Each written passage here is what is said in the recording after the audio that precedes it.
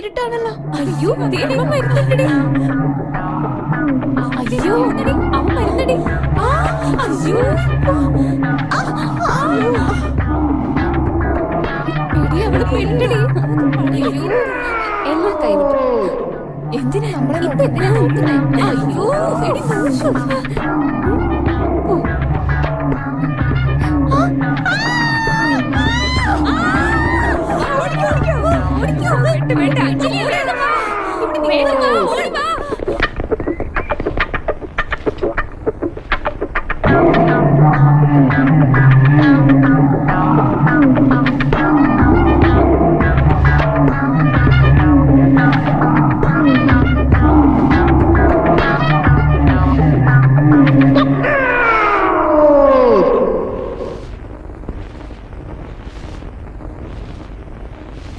പറഞ്ഞേ പെട്ടെന്ന് സുഖമാവെന്ന് പറഞ്ഞല്ലേ, പിന്നെ എന്തിനാ ടെൻഷൻ ആവുന്നു?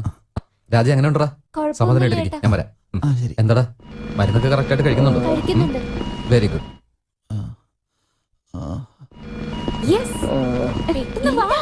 വേഗം വാടി. എന്താ പറയാം പറഞ്ഞ എന്നെ പോലെ നീ സന്തോഷം കൊണ്ട് തുള്ളിച്ചാടും. എന്താ കാര്യം എന്നൊന്ന് പറ. നീ ആദ്യം സന്തോഷം വരുമോ ഇല്ലെന്ന് പിന്നെ തീരുമാനിക്കാം. എനിക്കൊരു സത്യം മനസ്സിലായി അഞ്ജലി, ഒരു സത്യം മനസ്സിലായി. എന്താന്നൊന്ന് പറ. വെറുതെ ഡയലോഗ് പറഞ്ഞ എന്നെ കുഴപ്പിക്കല്ലേ. അജയ് എന്താ? അജയ് കല്യാണം കഴിച്ച് 2 കുട്ടികളുണ്ടെന്നാണോ? ഫൂൾ. അജയുടെ വീക്ക്നെസ് എന്താണെന്ന് മനസ്സിലായ അവനെ ഈസി ആയിട്ട് വീഴ്ത്താന്ന് നീ തന്നെയല്ലേ പറഞ്ഞിട്ടുള്ളേ? ഞാനത് കണ്ടുപിടിച്ചു. എന്താ അജയുടെ വീക്ക്നെസ് നീ കണ്ടുപിടിച്ചെന്നോ? എന്താന്ന് പറ. ഞാൻ പറയുന്നതിന് നീ മറുപടി പറയണം. പണക്കാരൻ പയ്യന്മാരൊക്കെ ബർത്ത്ഡേ എവിടെ ആഘോഷിക്കും? വീട്ടില്. ഓക്കെ. 5 സ്റ്റാർ ഹോട്ടലില്. നെക്സ്റ്റ് ക്ലബില്. നെക്സ്റ്റ് വലിയ പാർട്ടി ഒക്കെ കൊടുക്കും. ഇതൊക്കെ എന്തിനാ ഇപ്പൊ നീ ചോദിക്കുന്നത്? അയ്യോ എന്താന്ന് വെച്ചാലേ അജയ് അവന്റെ ബർത്ത്ഡേ ഹോസ്പിറ്റലിൽ ആഘോഷിക്കുക, പേഷ്യൻസിന്റെ കൂടെ. വാട്ട്? ഇന്നലെ അമ്മാവന്റെ കൂടെ ഹോസ്പിറ്റലിൽ പോയിരുന്നില്ലേ? അവിടെ വെച്ച് അജയ് കണ്ടു. പേഷ്യൻസിനോടൊക്കെ നന്നായിട്ട് അവൻ സംസാരിച്ച്. ഇടയ്ക്കിടയ്ക്ക് അവനോട് വരുന്നുണ്ടെന്ന് ഞാൻ അറിഞ്ഞു. എന്തിനാ ഹോസ്പിറ്റൽ പേഷ്യൻസ്? എന്താണെന്ന് വെച്ചാ അസുഖമുള്ളവരാ അജയുടെ ഒരേ ഒരു വീക്ക്നെസ്. അവർക്ക് വേണ്ടി അജയ് എന്ത് വേണമെങ്കിലും ചെയ്യും. പൈസ കൊടുക്കുന്നതാണെങ്കിലും ശരി, അവരെ സമാധാനിപ്പിക്കാനാണെങ്കിലും ശരി. അജയ്ക്ക് അതിനൊന്നും ഒരു മടിയും ഇല്ലടി. സോ നന്നായിട്ടൊന്ന് ആലോചിച്ച് നോക്കിക്കേ. നിനക്ക് തീർച്ചയായിട്ടും അവനെ വീഴ്ത്താൻ പറ്റും. ഒരു 5 മിനിറ്റ്സ് അവന്റെ കൂടെ സംസാരിച്ച പോലും നിനക്ക് ബെറ്റിൽ ജയിക്കാൻ പറ്റും. 5 മിനിറ്റ്സ് നോട്ട് ബാഡാ. ഇപ്പൊ എന്താ ചെയ്യാ? ചെറിയച്ഛനെ പേഷ്യന്റ് ആക്കിയാലോ? ചെറിയച്ഛനായ അത്രയ്ക്ക് സിമ്പതി കിട്ടോ? ആരെങ്കിലും വളരെ വേണ്ടപ്പെട്ടവരായിരിക്കണം. ആരാ? അയ്യോ പറ്റുന്നില്ലല്ലോ.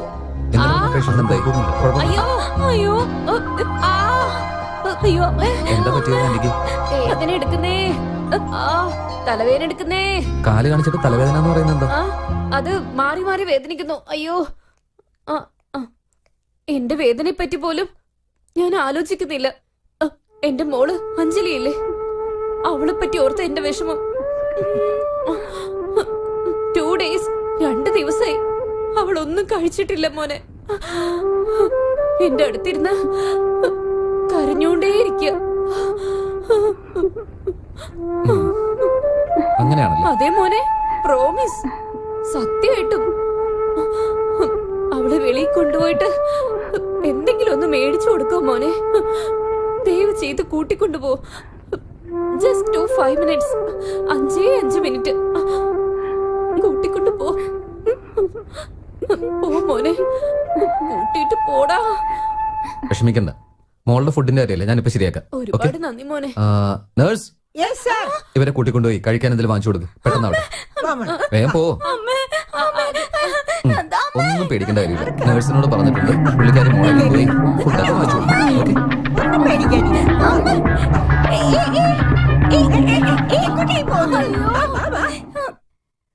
എന്റെ സ്വപ്നത്തിൽ പോലും എന്റെ ആഗ്രഹം നടക്കുന്നില്ലെങ്കിൽ യഥാർത്ഥത്തിൽ പിന്നെ എങ്ങനെ നടക്കും?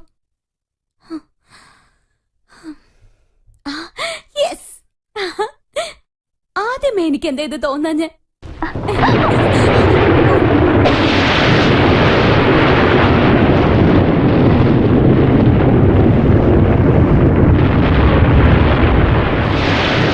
എന്തിനാണ് ഇങ്ങനെ പേടിപ്പിക്കുന്നത്?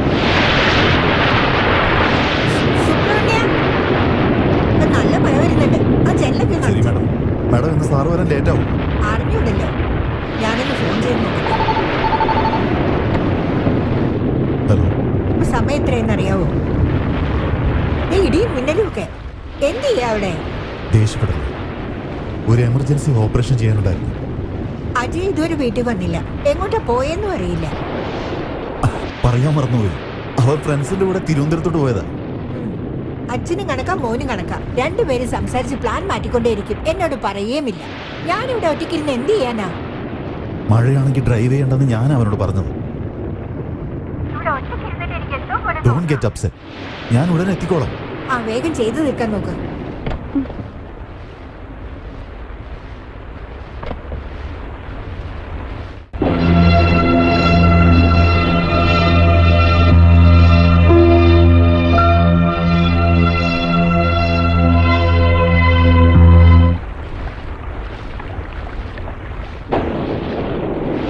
മാഡം ഭക്ഷണം റെഡിയാക്കി. ഭക്ഷണമൊന്നും എനിക്കിപ്പോ വേണ്ട. ഒരാൾ ഹോസ്പിറ്റലിൽ ജോലി ചെയ്ത് അവിടെ തന്നെ അങ്ങ് ഇരിക്കുക. മോൻ എവിടെയെന്ന് ചോദിച്ചാൽ അവൻ തിരുവനന്തപുരത്ത് പോയിരിക്കുക. ആ, ഒരു കാര്യം ചെയ്യും, എല്ലാം പാക്ക് ചെയ്ത് വണ്ടിയിൽ എടുത്തു വെച്ചോ. ഞാൻ അവിടെ പോയി കഴിച്ചു. ശരി മാഡം. ഞാനും ഹോസ്പിറ്റലിൽ ഒരു നേഴ്സായി വർക്ക് ചെയ്യാം.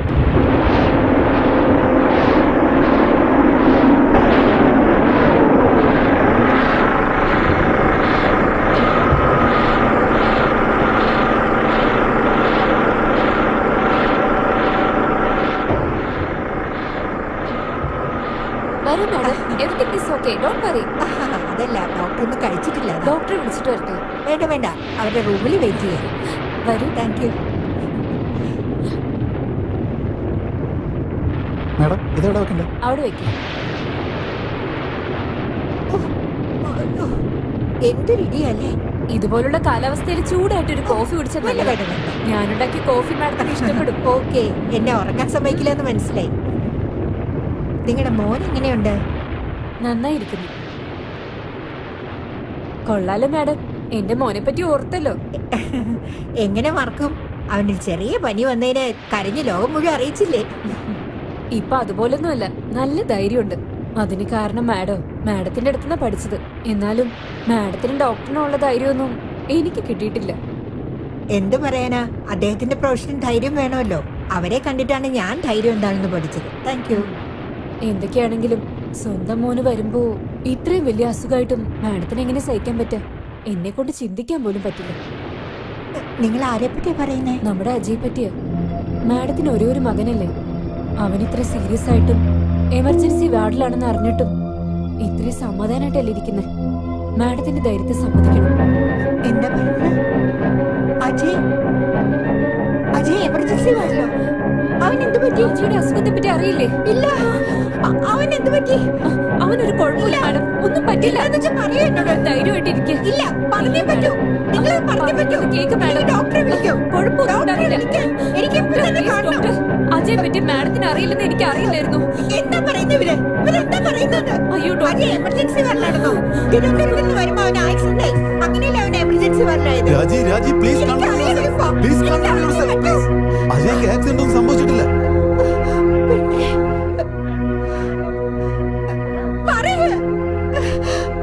അജയ്ക്ക് ആക്സിഡന്റ് അല്ല സംഭവിച്ചത്. എന്താണ് അജയൻ എന്തായിരുന്നു പറയുന്നത്?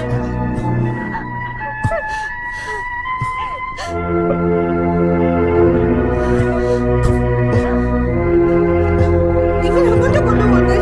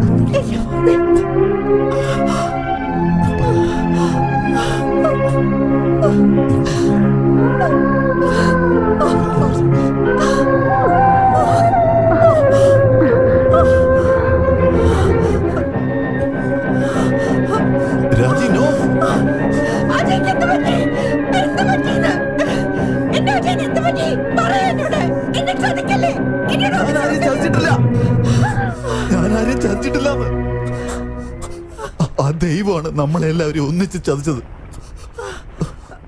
അജയ്ക്ക് ബ്രെയിൻ ട്യൂമറാണ്. അവൻ ഇനി കുറച്ച് നാളുകൾ മാത്രമേ നമ്മളെ കൂടെ ഉണ്ടാവൂ.